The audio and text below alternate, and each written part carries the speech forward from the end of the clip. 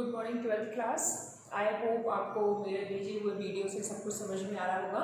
यदि कोई डाउट है तो आप टेक्स्ट में लिख करके पूछ सकते हैं। आज का टॉपिक है pedigree analysis.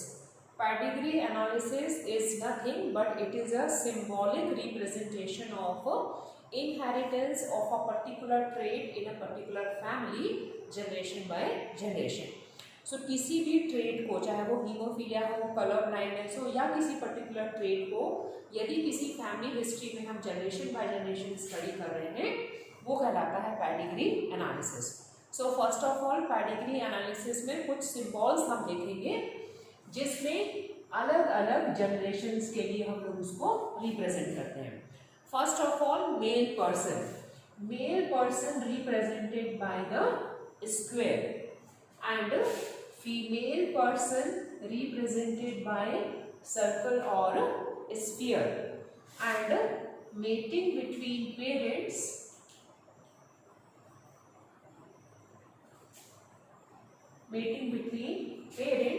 represented by this horizontal line between male and female, and mating between relatives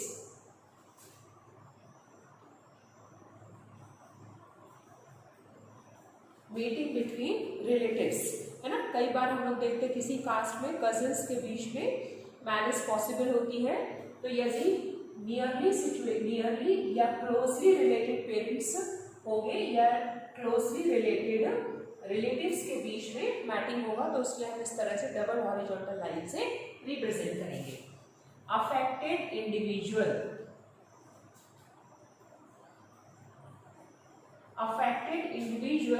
represents by the shaded form।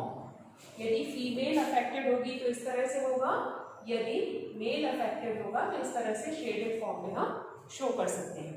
Okay, then sex unspecified, मतलब ना वो मेल है ना फीमेल है, तो उसके लिए हम इस तरह से रिप्रेजेंट करेंगे। तो यहाँ पर कुछ सिंबल्स हमने रिप्रेजेंट किए हैं जो कि हमको पेडिग्री एनालिसिस में हेल्प करेंगे। First of all, male represented by the square, female represented by the circle or sphere, mating between the parents, this horizontal line between the female and male, mating between relatives, close relatives के बीच में जब matting होगा cousins के बीच में, सो इस तरह से double horizontal line से हम रिप्रेजेंट करेंगे। अफेक्टेड इंडिविजुअल, किसी पर्टिकुलर डिजीज से यदि वो सफर कर रहा है, इस तरह से शेडेड फॉर्म में हम देंगे। तो यदि सेक्स अनस्पेसिफाइड है, नो मेल नीदर फीमेल, सो इस तरह से हम उसको रिप्रेजेंट करेंगे। अब ये जो पेडिग्री एनालिसिस में हम लोग स्टडी कर रहे हैं डिसऑर्डर्स को, वो हीमोफीलिया हो सकता है, कलर ब्लाइंडनेस हो सकता है, या मेंडेलियन इनहेरिटेंस में हमारे सेक्स क्रोमोसोमल एबनॉर्मलिटीज भी हो सकती हैं, क्लाइनफेल्टर सिंड्रोम, टर्नर सिंड्रोम और डाउन सिंड्रोम। सो यहाँ पर दो तरह के हम पेरेंट्स स्टडी करने वाले हैं। पेरेंट्स या तो डोमिनेंट होगा या recessive, dominant or recessive. So dominant, that is they suppress the another allele or another trait। जब एक एलील किसी दूसरे एलील को सप्रेस कर देता है, उसको एक्सप्रेस नहीं होने देता है, तो वो कहलाता है डोमिनेंट पेरेंट्स, जो कि नेक्स्ट जनरेशन में अपने प्रोजेनी को वो कैरेक्टर पास करेगा। रिसेसिव मतलब वो जीन्स या वो एलील जो कि किसी दूसरे एलील से सप्रेस हो गया है और अपने आप को एक्सप्रेस नहीं कर पा रहा है, लेकिन थर्ड जनरेशन में जाकर के वो एक्सप्रेस हो सकता है। सेकेंड ट्रेट हम स्टडी करेंगे सेक्स लिंक और ऑटोसोमल। सो सेक्स डिटर्मिनेशन में आपने दो तरह के क्रोमोसोम्स स्टडी किए, सेक्स क्रोमोसोम्स एंड ऑटोसोम्स। तो सेक्स क्रोमोसोम फीमेल पर्सन में है XX और मेल पर्सन में है XY, जबकि ऑटोसोम होते हैं मेल फीमेल में कॉमन, जिसको हम रिप्रेजेंट करते हैं कैपिटल A से। सो पेडिग्री एनालिसिस का जो प्रेडिक्शन होगा वो डिपेंड करेगा कि हमारा ट्रेट कैसा है, डोमिनेंट है या रिसेसिव है, सेक्स लिंक्ड और ऑटोसोमल है। सो जब हम मेंडेलियन डिसऑर्डर्स पढ़ेंगे एंड सेक्स क्रोमोसोमल डिसऑर्डर्स पढ़ेंगे, तो उसमें हम पेडिग्री एनालिसिस का क्रॉस करके देख सकते हैं। फॉर एग्जाम्पल, हमने एक पेडिग्री एनालिसिस के लिए सिंबॉलिक रिप्रेजेंट्स शो किया। This is female parents and this is male parents. So mating between female and male. In first generation, suppose there are 4 progeny. Okay, first progeny is a girl, second progeny is a boy, third progeny is also boy, and fourth progeny is a girl. Suppose this third number progeny, that is son, affected, sufferer है वो किसी भी particular disease से, और यदि इस female का mating किसी दूसरे फैमिली के मेल के साथ हम करें और उसके 3 प्रोजेनी हैं, या जो सेकेंड F2 जनरेशन में हम जा रहे हैं, सो इस फैमिली की ये डॉटर किसी दूसरे फैमिली के मेल के साथ मैटिंग करेगी और सपोज उसकी 3 प्रोजेनी है और तीनों कैसी हैं, नॉर्मल है। ठीक है, तो अब इसको हम कैसे स्टडी करेंगे? सो फर्स्ट ऑफ ऑल थोड़ा ध्यान से आप देखिए, यहाँ जो हमारे पेरेंट्स हैं वो नॉन अफेक्टेड है, क्योंकि हमने उसको शेडेड नहीं किया तो वो कैसा हो गया, नॉन अफेक्टेड है। लेकिन यहाँ पर हम देख रहे हैं नंबर 3 वाला जो प्रोजेनी है जो कि सन है वो अफेक्टेड है।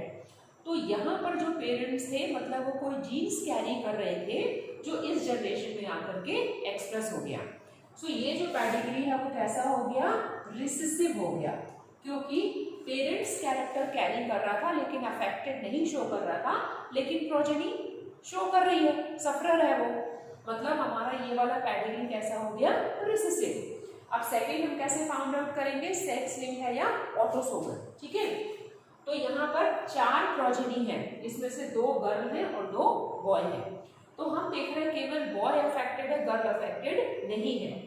तो गर्ल या बॉय में से यदि केवल कोई एक जेंडर अफेक्टेड होता, मे बी डॉटर और मे बी सन, सो केवल एक प्रोजेनी अफेक्टेड हो रही है, इसलिए ये कैरेक्टर कैसा है, सेक्स लिंक्ड है। वही सेकंड हम पेडिग्री यदि ड्रॉ करें इस तरह से, ठीक है, और उसमें हमने क्या किया, ये जो हमारा सेकंड क्रॉस है उसमें हमने फीमेल को अफेक्टेड कर दिया, दैट इज वो सफरर है, और यहाँ पर उसकी भी सपोज 3 प्रोजेनी है। 3 प्रोजेनी में से ये गर्ल है, ये अफेक्टेड है, ये सन है और ये गर्ल है। तो ये boy and girl both are affected.